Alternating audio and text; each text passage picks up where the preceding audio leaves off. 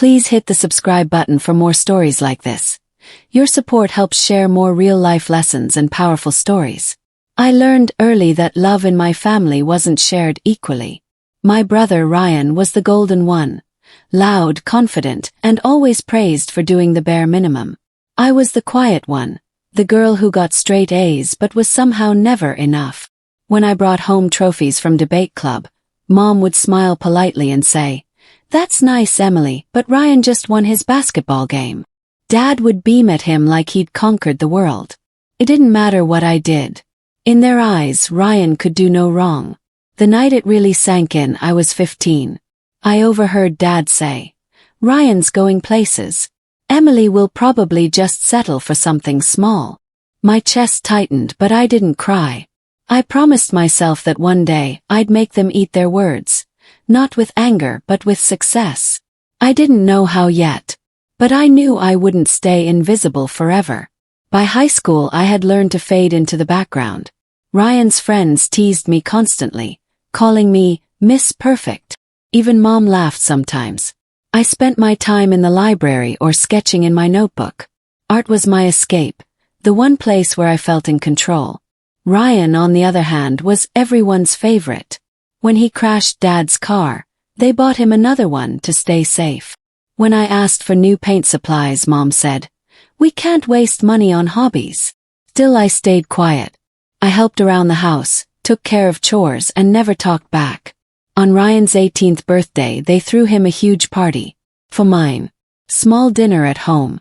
He got a car, I got a cardigan. That night, as I lay in bed staring at the ceiling, I whispered to myself, "They'll regret this someday." Not out of spite, but because I'd build something they couldn't ignore. After graduation, Ryan got into a fancy private college. Dad paid for everything, tuition, apartment, allowance. "He deserves the best," Mom said proudly. When it came to me, they told me to be practical. I took student loans, got a part-time job at a coffee shop, and attended community college. It was hard. Some nights I'd serve coffee to groups of laughing students from Ryan's school. He'd even walk in sometimes with friends, pretending not to know me. But what hurt most was the pride in Mom's voice when she talked about him. Ryan's networking, meeting important people.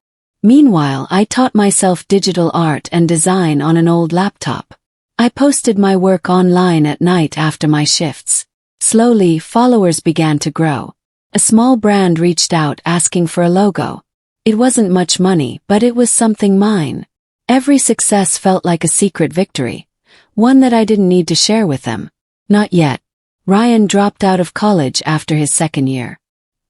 He said his professors didn't understand his vision. Dad blamed the school. He came home full of plans, new business ideas every week, but never followed through. Mom kept saying, "He just needs time." Meanwhile, I had quietly turned my art into a business. My online store sold digital prints and brand kits, and clients were coming from all over. I reinvested everything I earned. One afternoon, Mom called. "Sweetheart, can you loan Ryan a few thousand? He's starting something big." Froze. "Mom, I can't. That's my rent money." She sighed. "I thought family helps each other." The guilt stung, but I held firm. I had helped enough. When we hung up, I realized something. No matter how much I gave, they'd never see me as equal. So I stopped trying. I decided to let karma take its time. 'Cause it always does. 2 years later, I owned a small but growing design studio. Carter Creative. My clients ranged from startups to local restaurants. I had an apartment downtown, a few employees, and peace of mind. My parents rarely called anymore, except when Ryan got into trouble. He'd borrowed money, lost investments, and burned bridges. Then one day, I got a strange email from a company called Carter Holdings, my father's firm. They wanted a proposal for a full rebranding project. They didn't even realize the Carter they were reaching out to was me. I laughed when I read it. Life had a funny way of setting up full circle moments. I submitted the proposal, not mentioning who I was. A week later they accepted.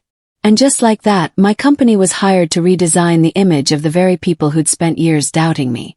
Karma, it seemed, was finally clearing her throat. The first meeting with Carter Holdings was surreal. I walked into the sleek glass building I'd visited countless times as a kid, back when Dad used to say, "Stay quiet, Emily. Let Ryan handle the grown-up talk." Now I was the grown-up. Dad didn't recognize my name on the project list. The meeting was with his board and a few senior managers. When I walked in, his assistant looked surprised but smiled. "Ms. Carter from E. Carter Creative," she announced. Dad looked up, blinking twice. "Emily." I smiled politely. "Good morning, Mr. Carter." The room went quiet. Ryan was there too, sitting with a smug grin, until realization hit. "You're the E. Carter?" he asked, voice cracking. "Yes," I said calmly. "We'll be handling your company's full rebrand." I watched their faces shift from confusion to disbelief. Dad cleared his throat. "Well, that's impressive." He nodded. "Let's get started." For the first time in my life I had the power, and it wasn't revenge I felt. It was peace. Quiet, steady peace. Working with them wasn't easy. Ryan constantly tried to interfere, claiming he understood marketing better. I kept my tone professional, never rising to his bait. One afternoon he stormed into my office. "You think you're so smart now, huh? Just because you got lucky." I looked up from my laptop. "Luck had nothing to do with it, Ryan." He scoffed. "You wouldn't last a week in real business." Smiled. "Funny, because you've been in business for years and haven't lasted a month without Dad's help." His face reddened, and he left without a word. I leaned back in my chair, heart pounding. I hadn't meant to sound cruel, but it was the truth. Mom called later that night. "You need to stop embarrassing your brother." "Mom," I said quietly, "maybe it's time he embarrassed himself less." She hung up on me. I didn't cry this time. I was too focused on the future, on finishing this project perfectly. By the end of the third month, our designs had impressed everyone on the board. Everyone except my father and brother.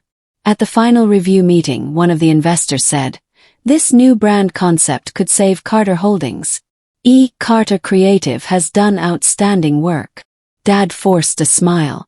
"Yes, well, she did learn from me." "No," I thought. "I learned in spite of you." After the meeting, one of the investors pulled me aside. "Emily, we're planning a partnership announcement next month. We'd like you to present the new brand at our gala." My heart raced. The gala? Yes. It'll be live-streamed to the press. That meant one thing, a public reveal. And they wanted me front and center. I accepted, smiling to myself. This wasn't revenge. This was a moment of truth. The girl they once ignored was about to represent the company they'd always valued more than her. The night of the gala arrived faster than I expected. My team and I worked endlessly preparing visuals, mock-ups, and speeches. As I stood in front of the mirror that evening, I barely recognized myself. Hair pinned up, a sleek black dress, confidence glowing in my reflection. At the event, the room sparkled with lights, laughter, and champagne. Reporters, investors, old family friends. Everyone was there. When I walked in, heads turned. My parents froze mid-conversation. Ryan's jaw dropped. "Emily!" Gasped. "What are you doing here?" Before I could answer, the host announced, "Please welcome Ms. Emily Carter, Creative Director of E. Carter Creative, the agency behind Carter Holdings' rebrand." Applause filled the hall. My father's expression tightened. Ryan looked pale.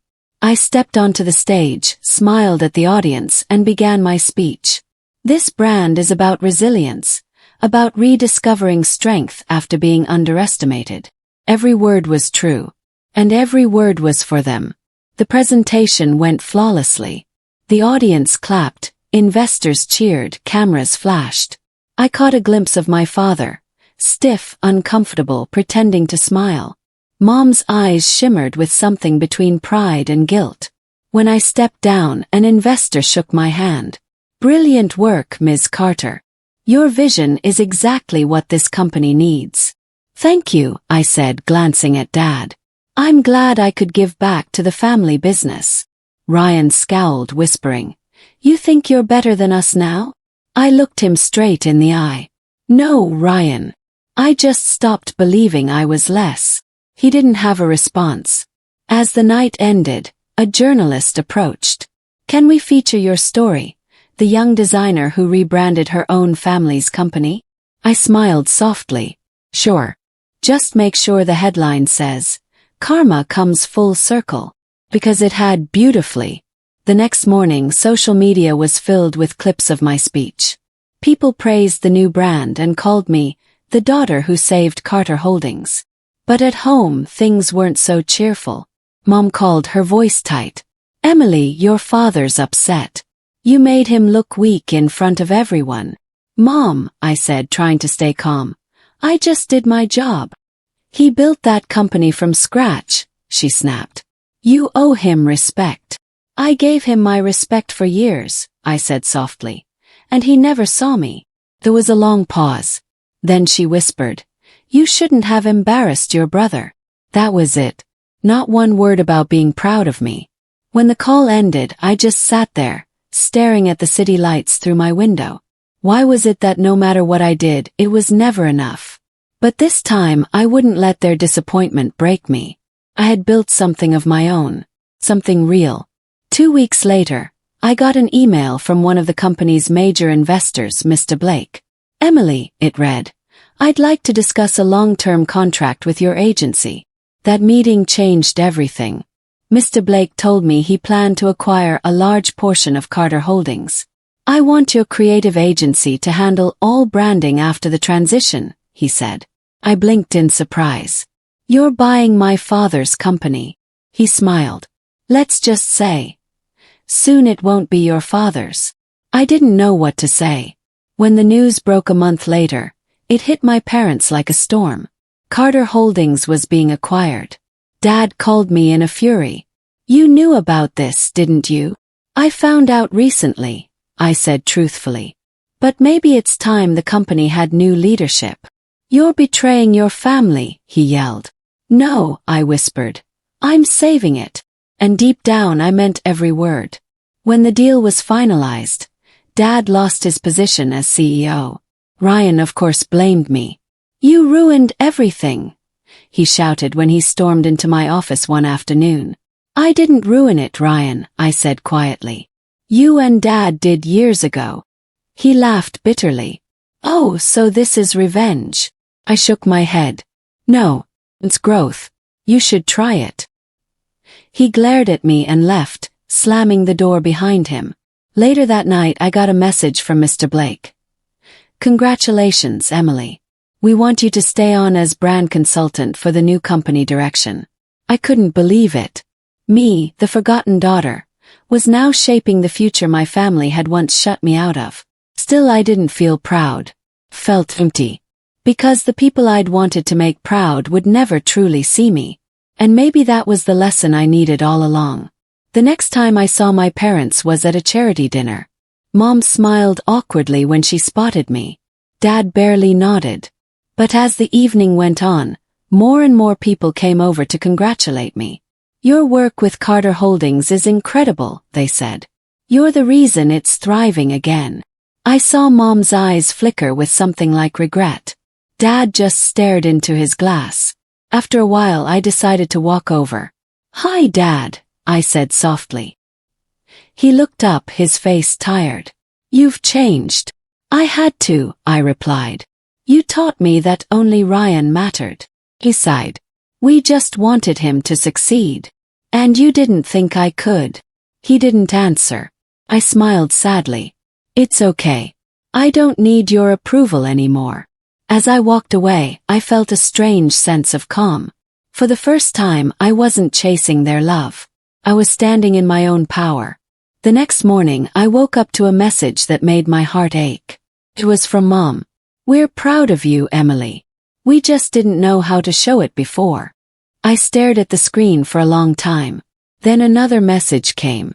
Your father wants to talk. I hesitated, then agreed to meet them for lunch. When I arrived, Dad actually smiled. You did well, he said quietly. Thank you, I replied. I guess we should have believed in you more. I nodded, not out of anger but understanding. You wanted the best for Ryan. Get that. But you forgot that I was here too. He looked down, ashamed. We did. And I'm sorry. For years I had dreamed of hearing those words. Now that I realized something important. I'd already healed long before they said them. And that was the real victory. After that lunch, things slowly began to change. Mom started calling me more often, sometimes just to ask how my day was. Dad, though still stiff, began sending me short messages about company updates or family news. Ryan was the hardest to reach. He'd stopped speaking to me altogether. One day Mom called sounding upset. Your brother's in trouble, she said. Apparently, Ryan had invested a huge amount of money into a failed tech startup. He'd lost nearly everything. I didn't know how to feel. Part of me was angry. He'd always been careless, but another part of me felt sorry for him. When I went to see him, he looked defeated. You must be happy, he muttered. I shook my head. No, Ryan. I'm not. He looked up surprised. You're still my brother, I said. Even if you never believed in me. He didn't reply, but I saw something soften in his eyes. For the first time, he didn't look at me like competition. He just looked tired, human. Weeks passed, and life found a strange rhythm again. Ryan moved back home with my parents, and I visited once a week. At first, it felt awkward, but little by little, we began to talk like siblings again. One Sunday evening while we sat on the porch, Ryan said quietly, I used to hate how calm you were. Mom and Dad always compared me to you. I laughed softly. They compared me to you too, remember? He smirked. Yeah. Guess nobody ever wins that game. For a moment, the silence between us felt peaceful. Emily, he said after a while, I'm sorry for being such a jerk. Smiled. That's the first time you've ever said that. He shrugged. Don't expect it twice. We both laughed, and for the first time it didn't feel forced. That night I realized something. Karma wasn't about revenge. It was about balance, and finally we had found ours.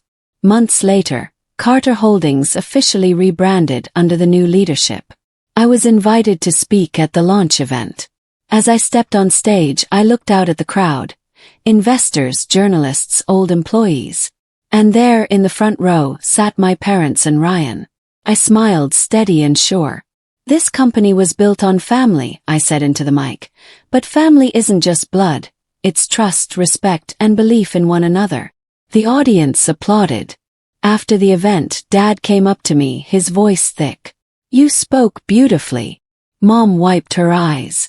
You've grown so much, Emily. Ryan grinned and said, You've officially outshined me.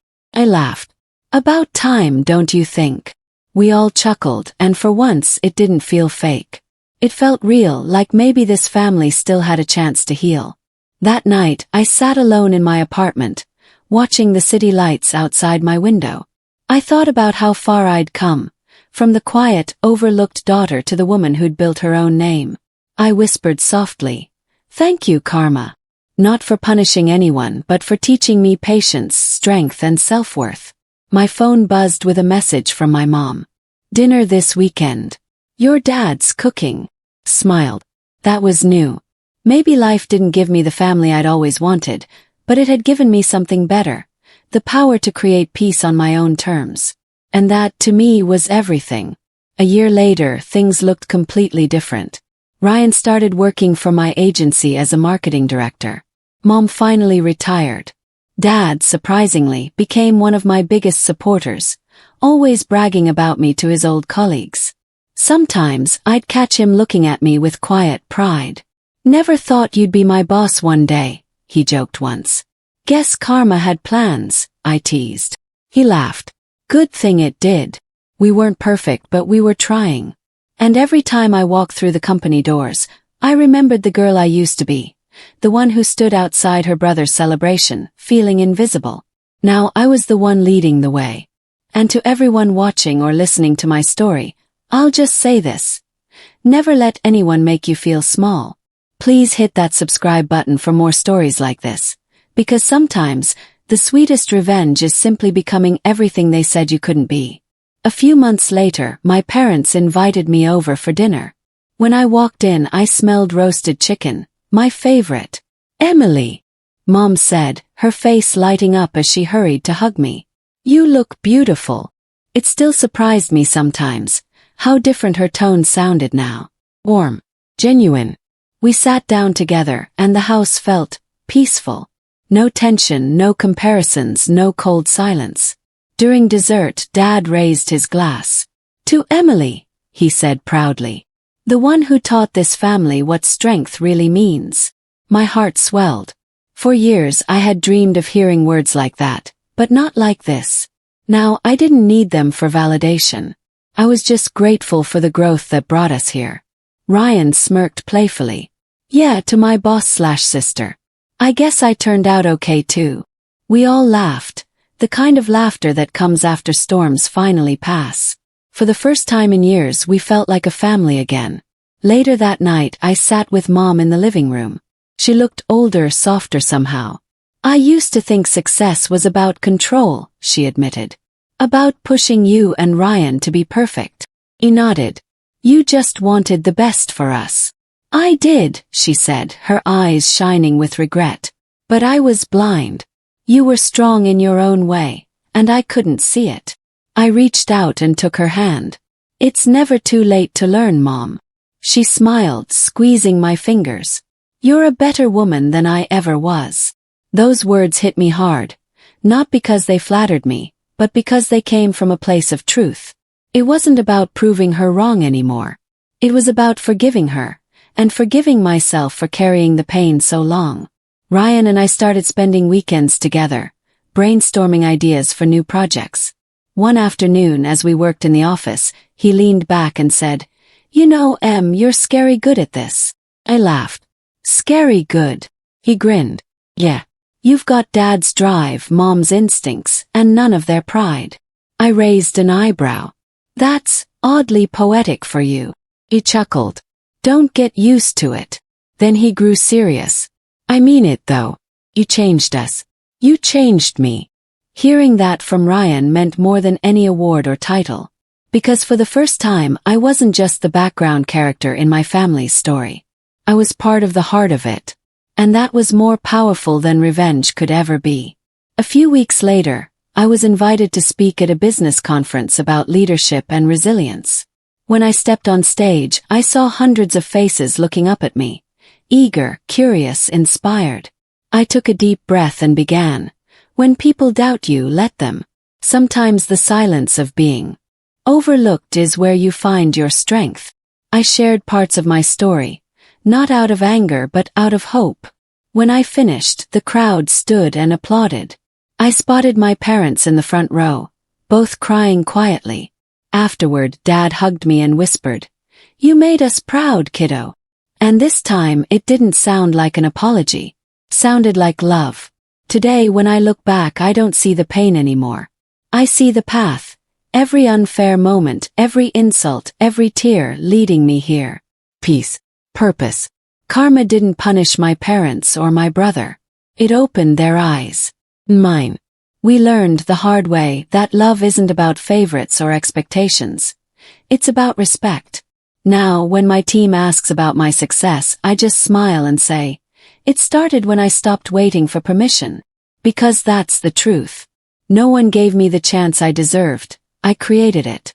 And if you're listening to my story right now, remember this. Don't chase their approval. Build your own worth. And please, hit that subscribe button for more stories like this, because sometimes karma doesn't destroy people, teaches them. And that's the sweetest justice of all.